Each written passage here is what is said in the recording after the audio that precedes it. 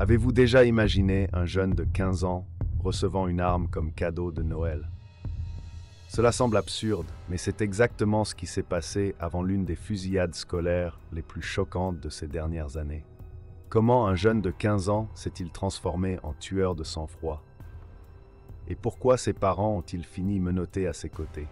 Préparez-vous à un voyage troublant à travers l'histoire d'une tragédie qui a redéfini la responsabilité parentale et secoué le système éducatif américain. Le dénouement de cette histoire vous surprendra.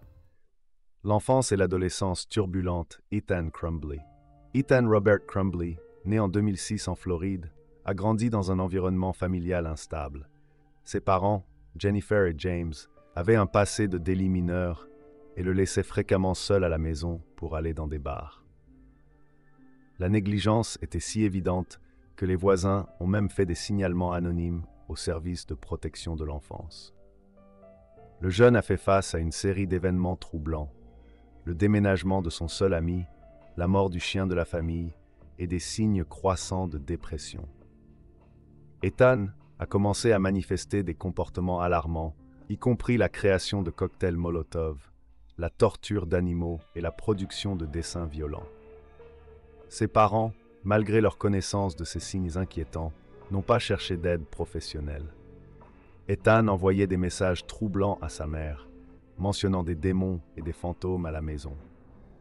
Dans un incident bizarre, il a même gardé la tête d'un oisillon dans un bocal, qu'il a ensuite placé dans les toilettes de l'école. Ce scénario de négligence parentale, d'isolement social et de comportements perturbants a formé la toile des événements tragiques qui allaient suivre à l'école secondaire Oxford. L'arme fatale, un cadeau de Noël anticipé et ses implications. Lors du fatidique Black Friday de 2021, James Crumbley, le père d'Ethan, a pris une décision qui allait changer à jamais le cours de nombreuses vies. Il a acheté un pistolet semi-automatique de 9 mm dans une armurerie locale, avec Ethan à ses côtés lors de l'achat. Cet acte, apparemment banal aux États-Unis, a pris des tons sinistres lorsque l'arme a été offerte à l'adolescent de 15 ans comme une avance sur son cadeau de Noël. La nouvelle de cette nouvelle acquisition n'est pas restée secrète. Ethan, enthousiaste à propos de son nouveau jouet, s'est assuré de partager la nouvelle sur ses réseaux sociaux. Sa mère, Jennifer, loin de montrer de l'inquiétude, a également fait une publication en ligne faisant référence à l'arme comme le nouveau cadeau de Noël de son fils. Cet achat irresponsable, effectué sans tenir compte de l'état mental instable d'Ethan ou des conséquences possibles, allait devenir l'instrument d'une tragédie imminente. L'arme, qui aurait dû être gardée dans un endroit sûr et hors de portée d'Ethan, a fini par devenir l'épicentre d'un désastre que personne ne semblait prévoir, sauf peut-être Ethan lui-même. L'incident de la recherche de munitions, un signe d'avertissement ignoré. À la veille de la tragédie, le 29 novembre 2021, un épisode apparemment mineur s'est produit à l'école secondaire Oxford, qui serait plus tard considéré comme un signe d'avertissement crucial ignoré. Pendant un cours, un enseignant a surpris Ethan Crumbley en train d'utiliser son téléphone portable pour rechercher des achats de munitions.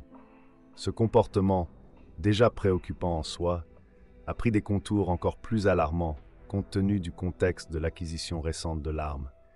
La réaction de l'école a été protocolaire. Le personnel a contacté Ethan pour l'interroger sur l'incident. L'adolescent, faisant preuve d'un calme déconcertant, a justifié son intérêt en affirmant que le tir à la cible était un passe-temps familial. Il a mentionné un récent voyage à un stand de tir avec sa mère, Jennifer, comme si c'était quelque chose d'ordinaire et inoffensif. Suivant les procédures standards, l'école a tenté de contacter les parents d'Ethan.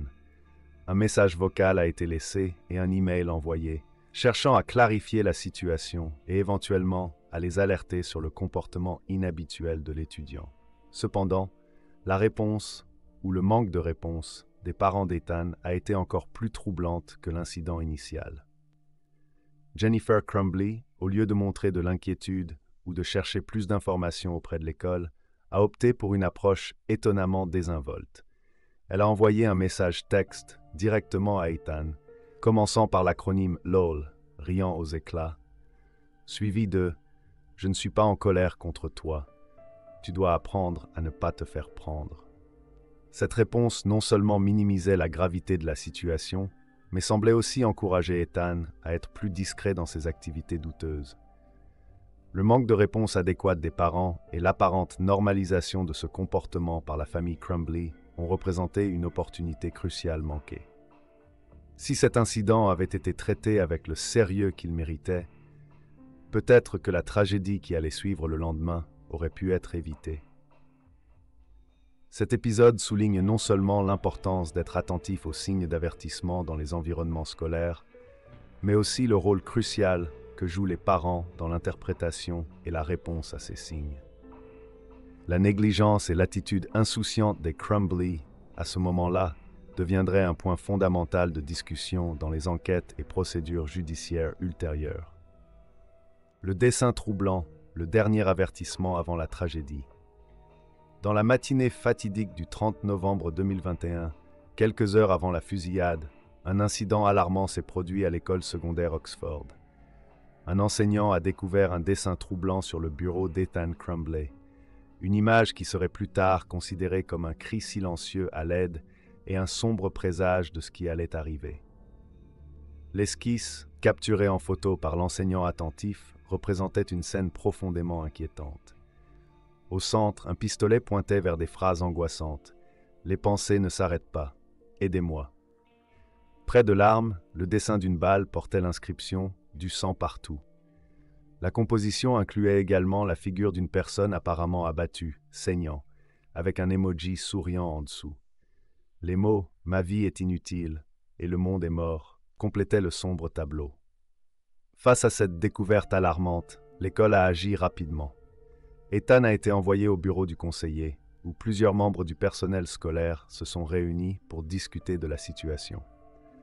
La gravité du dessin était évidente, mais personne ne semblait anticiper le danger imminent qu'il représentait.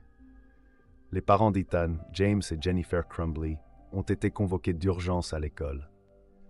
Lors de la réunion qui a suivi, le personnel scolaire a exprimé ses inquiétudes, mais étonnamment, ils n'ont pas considéré Ethan comme une menace immédiate. Au lieu d'une action plus drastique, comme retirer l'étudiant de l'environnement scolaire, les parents ont seulement été conseillés de chercher un soutien psychologique pour leur fils dans les 48 heures. James et Jennifer, apparemment plus préoccupés par leurs engagements professionnels que par l'état mental de leur fils, ont résisté à l'idée de ramener Ethan à la maison. Ils ont argumenté qu'ils devaient rester à l'école, car ils devaient tous deux retourner à leur travail. Crucialement, les parents ont omis une information vitale, l'acquisition récente de l'arme à feu, qui était maintenant en possession d'Ethan. Cette omission s'avérait catastrophique dans les heures qui ont suivi. La décision de permettre à Ethan de retourner en classe après cet incident serait intensément remise en question dans les jours et les mois suivants. Le dessin, avec son message clair de détresse et de violence imminente, représentait la dernière opportunité d'intervenir avant que la tragédie ne se déroule. La réunion cruciale, le moment perdu, le matin de l'attaque. Le matin du 30 novembre 2021, quelques heures avant la fusillade, une réunion cruciale a eu lieu à l'école secondaire Oxford. Cette réunion, qui aurait pu modifier le cours des événements tragiques qui allaient suivre, impliquait Ethan Crumbly, ses parents James et Jennifer, et le personnel de l'école. La réunion a été convoquée en réponse aux dessins troublants trouvés sur le bureau d'Ethan. L'atmosphère était tendue, le personnel scolaire exprimant une profonde préoccupation pour l'état mental de l'adolescent. Cependant, malgré la gravité de la situation, personne présent ne semblait comprendre pleinement le danger imminent.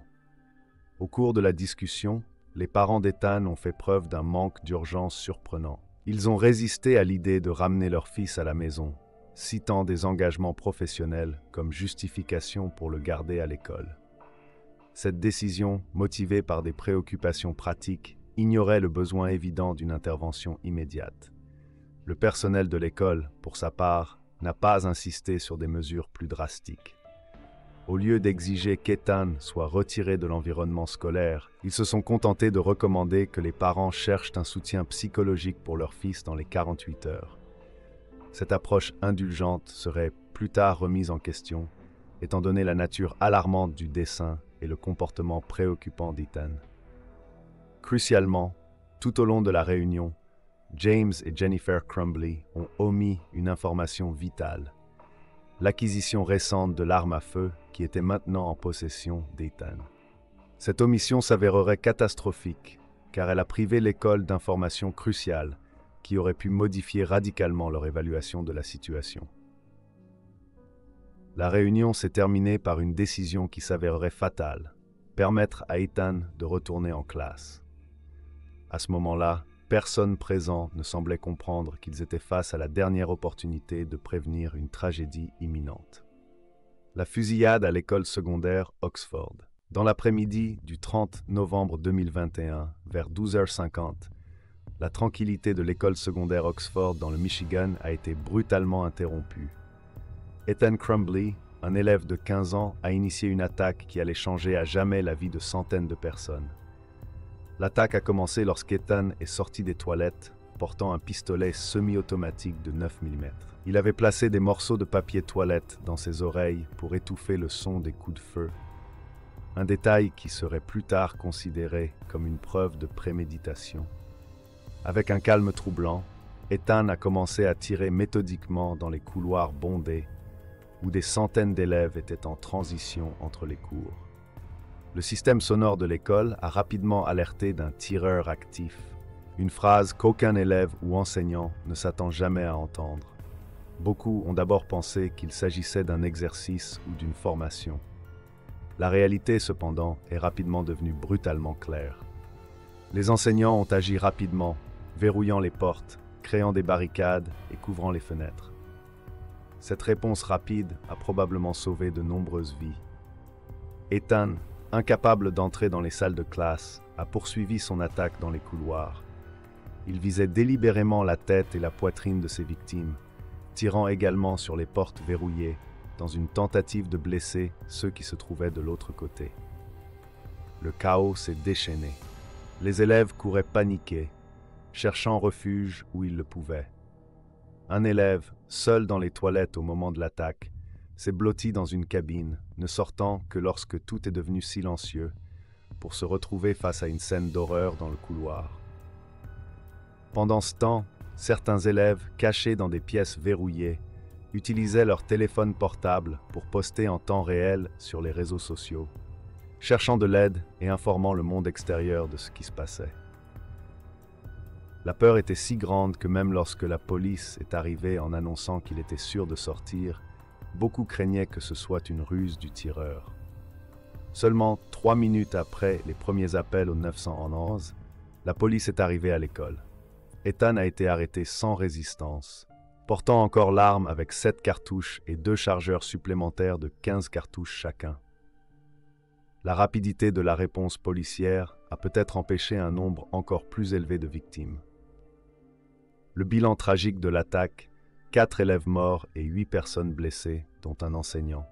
Les victimes mortelles étaient Madison Baldwin, 17 ans, Tate Meyer, 16 ans, Hannah Stenjuliana, 14 ans, et Justin Schilling, 17 ans, qui est décédé 2 jours plus tard à l'hôpital.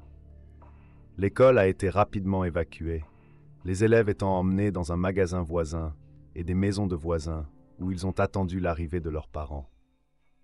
Les autorités ont effectué des balayages de l'école à la recherche d'éventuels autres tireurs ou d'engins explosifs. Des enquêtes ultérieures ont révélé qu'Ethan avait tiré environ 30 coups de feu. L'arme utilisée dans l'attaque avait été achetée par son père à peine 4 jours plus tôt, lors du Black Friday, supposément comme un cadeau de Noël anticipé pour l'adolescent.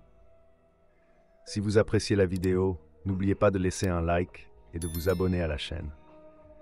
L'arrestation d'Ethan est la découverte initiale de preuves. Après l'attaque, Ethan Crumbley a été rapidement appréhendé par les autorités, sans offrir de résistance. La police l'a trouvé portant encore l'arme utilisée dans le crime, un pistolet semi-automatique de 9 mm, avec 7 cartouches et 2 chargeurs supplémentaires de 15 cartouches chacun. Cette arrestation rapide était cruciale pour empêcher plus de victimes et commencer immédiatement le processus d'enquête. Les autorités ont rapidement commencé à examiner les preuves. Un mandat de perquisition a été exécuté au domicile de la famille Crumbley, où les enquêteurs ont saisi plusieurs objets, dont un téléphone portable, un journal intime et plusieurs armes longues. Ces découvertes initiales ont fourni de précieuses informations sur le contexte du crime et l'environnement domestique d'Ethan. Le téléphone portable d'Ethan s'est avéré être une importante source d'informations. 2 vidéos enregistrées la veille de l'attaque y ont été trouvées, dans lesquelles Ethan annonçait supposément ses intentions pour le lendemain. Ce détail a été fondamental pour établir la préméditation de l'acte. Les réseaux sociaux d'Ethan ont également été minutieusement examinés, y compris les publications plus anciennes. Cette analyse numérique a aidé les enquêteurs à tracer un profil psychologique du jeune homme et à identifier d'éventuels signes avant-coureurs qui auraient pu être négligés. Lors de l'interrogatoire initial, Ethan a choisi de garder le silence, une décision courante dans les affaires pénales graves. Cependant, au fur et à mesure que l'enquête progressait, il alternait entre nier et admettre les crimes, toujours sous la direction de son avocat. Un aspect inhabituel de l'affaire a été la décision rapide d'inculper Ethan comme un adulte, malgré ses 15 ans au moment du crime. Il a été accusé de terrorisme ayant causé la mort, de meurtre au premier degré, d'agression avec intention de tuer et d'utilisation d'une arme à feu dans la commission d'un crime. L'accusation de terrorisme, en particulier, a été considérée comme innovante pour une affaire de fusillade scolaire. Les enquêtes se sont également étendues aux parents d'Ethan, James et Jennifer Crumbley. Les informations obtenues lors de l'interrogatoire des parents ont été décrites comme surprenantes par les enquêteurs, suggérant qu'il y avait beaucoup plus dans l'histoire familiale qu'on ne le pensait initialement. Un détail troublant qui est apparu est la découverte que l'arme utilisée dans l'attaque avait été achetée par James Crumbley à peine 4 jours plus tôt, lors des promotions du Black Friday. Ethan avait même posté sur les réseaux sociaux à propos de son nouveau cadeau de Noël. Au fur et à mesure que davantage de preuves étaient collectées, il est devenu clair qu'Ethan avait laissé une série de signes avant-coureurs. Son journal intime, trouvé dans son sac à dos scolaire, contenait 22 pages de notes manuscrites et de dessins décrivant ses sentiments et ses plans violents. Les enquêteurs ont également découvert qu'Ethan avait échangé plus de 20 000 messages textes avec un ami entre janvier et octobre 2021, dans lesquels il détaillait ses préoccupations concernant sa santé mentale et partageait du contenu lié aux armes. 48 heures en fuite. La chasse aux parents d'Ethan. L'affaire de la fusillade de l'école secondaire Oxford a pris un tournant inattendu lorsque Jennifer et James Crumbley, les parents d'Ethan, sont devenus des fugitifs. Accusés de 4 chefs d'homicide involontaires chacun, le couple a disparu quelques heures après l'annonce des accusations, déclenchant une chasse à l'homme intense qui a capté l'attention nationale. Les autorités, surprises par la fuite, ont rapidement mobilisé une impressionnante équipe spéciale. Le FBI, le US Marshals Service et l'équipe de capture des fugitifs du comté d'Oakland ont uni leurs forces pour localiser le couple. La recherche a gagné en urgence lorsqu'on a appris que les Crumbley avaient retiré 4 000 $ de la banque, suggérant une possible fuite planifiée. La procureure Karen McDonald, qui avait pris la rare décision d'inculper les parents en relation avec une fusillade scolaire, a publiquement exprimé sa frustration face à la situation. Des affiches recherchées ont été rapidement distribuées et une récompense allant jusqu'à 10 000 $ a été offerte pour toute information menant à la capture du couple. La fuite des Crumbley a généré des spéculations et des théories parmi le public. Certains se sont demandé s'ils avaient réellement prévu de fuir ou s'ils essayaient simplement de gagner du temps pour se préparer légalement. D'autres ont vu leurs actions comme un aveu tacite de culpabilité. La saga a pris fin aux premières heures du 4 décembre, environ 48 heures après le début de la fuite. Grâce à des informations anonymes sur la localisation du véhicule des Crumbley, la police les a trouvés cachés dans une pièce au premier étage d'un bâtiment commercial à Détroit. Le couple était désarmé et apparemment non préparé pour une fuite prolongée. La capture des Crumbley a non seulement clos un chapitre tendu de cette affaire tragique, mais a également ouvert de nouveaux débats sur la responsabilité parentale, l'accès aux armes et le rôle de la communauté dans la prévention de tragédies similaires. La décision de fuir, bien que brève, a ajouté une couche supplémentaire de complexité juridique à leur affaire, pouvant potentiellement impacter les futurs procès et sentences. Accusation sans précédent contre Ethan Crumbley. L'affaire Ethan Crumbley a marqué un tournant dans l'histoire juridique américaine. Pour la première fois, un tireur scolaire a fait face à des accusations de terrorisme, en plus des accusations traditionnelles de meurtre. Cette décision innovante des procureurs du Michigan a élevé l'affaire à un nouveau niveau de gravité juridique. Le 1er décembre 2021, Ethan, âgé de seulement 15 ans, a été inculpé comme un adulte. La liste des accusations était longue et sévère. Terrorisme ayant causé la mort, 4 chefs de meurtre au premier degré, 7 chefs de tentative de meurtre et 12 chefs liés à l'utilisation d'une arme à feu lors de la commission d'un crime.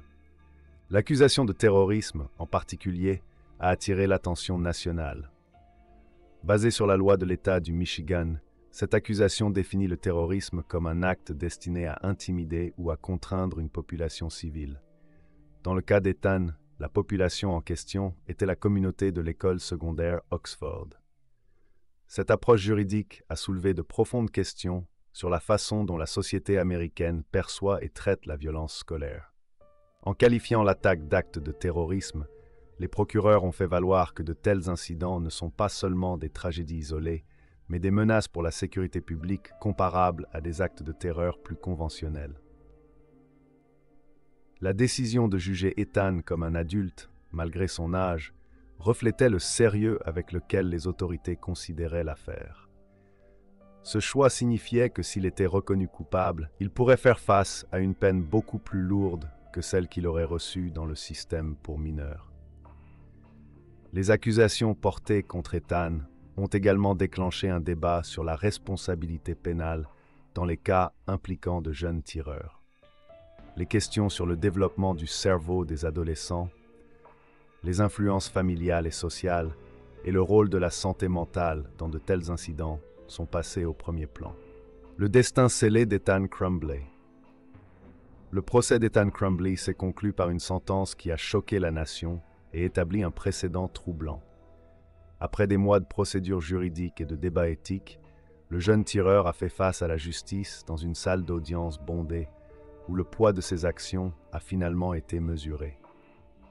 Initialement, la défense d'Ethan a tenté de plaider la folie, une démarche stratégique courante dans les affaires d'une telle gravité. Cependant, cette approche a été abandonnée 9 mois après le début du processus, lorsqu'Ethan a inopinément plaidé coupable de tous les chefs d'accusation. Ce revirement a non seulement accéléré le processus, mais a également révélé des détails troublants de l'affaire. Lors de l'interrogatoire, Ethan a révélé des informations cruciales. Il a admis avoir utilisé son propre argent pour acheter l'arme utilisée dans l'attaque, démentant ainsi le récit initial selon lequel l'arme était un cadeau de Noël de ses parents. De plus, il a confirmé que l'arme n'était pas enfermée à clé à la maison, contredisant les affirmations de ses parents sur un stockage sécurisé. Le juge Quamrow, en considérant la sentence, a fait face à un dilemme éthique important. D'un côté, la jeunesse d'Ethan et son enfance manifestement négligée pesaient comme facteurs atténuants. De l'autre, la gravité du crime et son impact dévastateur sur la communauté exigeaient une réponse judiciaire sévère. Dans une décision historique, le juge a statué qu'Ethan était éligible à une peine de prison à vie sans possibilité de libération conditionnelle. Cette décision reflétait l'opinion du tribunal, selon laquelle la gravité du crime l'emportait sur toute considération de l'âge du défendeur ou de son éducation difficile. Le jour de la sentence, le 9 décembre 2023, la salle d'audience était remplie de tension. Les survivants, les familles des victimes et les membres de la communauté attendaient anxieusement le verdict final. Lorsque la sentence a été annoncée, prison à vie sans possibilité de libération conditionnelle, plus 24 ans supplémentaires, un lourd silence est tombé sur la salle. Quelques instants avant que la sentence ne soit prononcée, Ethan a fait une dernière déclaration. Dans un discours émouvant, il s'est excusé auprès de la communauté et a exprimé des remords, bien que beaucoup aient remis en question la sincérité de ses paroles, compte tenu de l'ampleur de ses actes. Cette sentence n'a pas seulement clos un chapitre douloureux pour la communauté d'Oxford, mais a également établi un précédent significatif dans le traitement juridique des jeunes accusés de crimes graves. L'affaire Ethan Crumbley restera un point de référence dans les discussions sur la justice pour mineurs, la responsabilité pénale et la réponse de la société à la violence scolaire dans les années à venir. Poursuites contre l'école et le personnel. Les poursuites intentées contre l'école et son personnel constituent une partie importante du déroulement de l'affaire Ethan Crumbley. Le 9 décembre 2021, les survivants de la fusillade de l'école secondaire Oxford ont déposé des plaintes de 100 millions de dollars contre le district scolaire d'Oxford et ses employés. Ces poursuites alléguaient que l'administration et les enseignants avaient ignoré une série de signes avant-coureurs qui, s'ils avaient été correctement traités, auraient pu empêcher la tragédie. L'un des points centraux de l'accusation était l'affirmation que le personnel de l'école était au courant du comportement perturbateur d'Ethan, y compris des publications alarmantes sur les réseaux sociaux et ses tendances à la cruauté envers les animaux, mais lui avait permis de continuer à assister aux cours comme d'habitude. De plus, il y avait des preuves que les enseignants et les conseillers avaient été découragés de signaler ou de confronter le comportement étrange d'Ethan, soulevant des questions sur la responsabilité institutionnelle dans la prévention de telles tragédies. Le 24 janvier 2022, l'école a demandé la suspension des poursuites jusqu'au procès pénal des parents d'Ethan, James et Jennifer Crumbley. Un an plus tard, en mars 2023, un juge d'État a rejeté les poursuites contre l'école et ses employés, statuant qu'ils étaient protégés par l'immunité, Ethan étant considéré comme la seule cause directe de la fusillade. Même avec cette décision judiciaire, la communauté locale est restée profondément secouée, de nombreux étudiants et leurs familles subissant un traumatisme psychologique important. En réponse, plusieurs mesures de sécurité ont été mises en place dans les écoles de la région, y compris l'utilisation de sacs à dos transparents, la présence de sécurité armée et une assistance psychologique dans les écoles. Procès séparés et condamnation des parents. Au début de l'année 2024, après près de 2 ans de détention, James et Jennifer Crumbley, les parents d'Ethan Crumbley, ont fait face à des procès séparés liés à la fusillade commise par leur fils à l'école secondaire Oxford. Jennifer a été jugée en premier et le 6 février 2024, elle a été reconnue coupable des 4 chefs d'homicide involontaire, devenant la première mère aux États-Unis à être condamnée pour de tels crimes en lien avec une fusillade scolaire. Elle a reçu une peine de 10 à 15 ans de prison. James, le père d'Ethan, a également été condamné à la même peine que Jennifer, avec un minimum de 10 ans de prison, pouvant aller jusqu'à 15 ans. Au cours du procès, il a été révélé que James avait menti sur la sécurité de l'arme utilisée dans la fusillade, affirmant qu'elle était rangée dans un étui avec les balles stockées séparément, alors qu'en réalité, l'accès à l'arme était facilité.